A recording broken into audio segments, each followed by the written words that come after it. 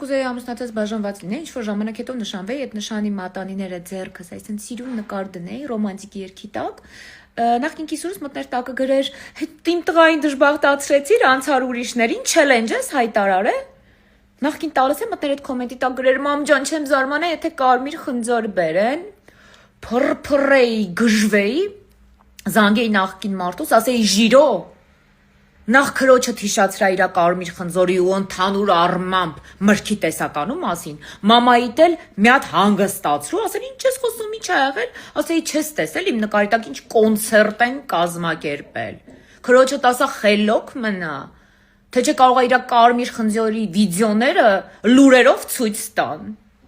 այտենց ճպուցնեի դնեի, սենց նշանածը զանգեր, ասել ռուս տխուր ես, ասեի չէ, անարդարությունից եմ հեկեկում, այդպիսի մրգային սեր եմ ուզում, տենչում